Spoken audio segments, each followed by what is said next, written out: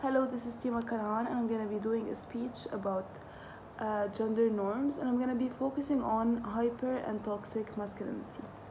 When talking about masculinity and femininity, the discourse over the power lies is one of the most dominant ones. In a country like Lebanon, one that's dependent on traditions, cultures, and religions, what makes us who we are is merely a reflection and an extension of the society that we live in.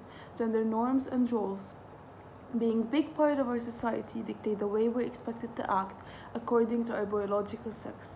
I think of femininity and masculinity as a box that both men and women are supposed to fit in, two concepts that our culture manipulated and molded to make us act in a certain way. As a new generation, we should embed our own understanding of gender, recreate a safe place for our kids to express themselves in a world where all the rules are absent. We're trying to reach equality. This is how it starts.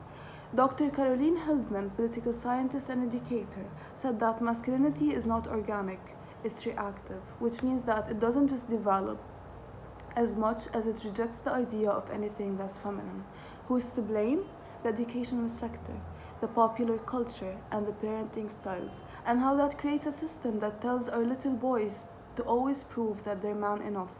Thinking about my childhood, I can safely say that I witnessed hypermasculinity and toxicity, and the toxicity it brings with it on a personal level.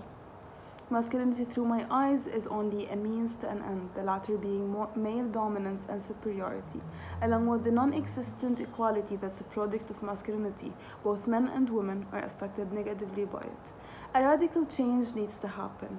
It needs to be set in motion, an educational system that doesn't engrave sexist and patriarchal ideas in the minds of the new generation, and different parenting style needs to be adopted.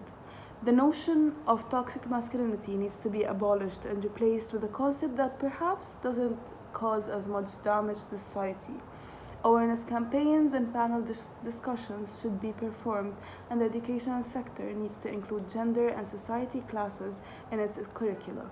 For a better and brighter society that evolves on all levels, including the social level, those steps should be taken by professionals and people who are willing to put the effort to make a change. Thank you.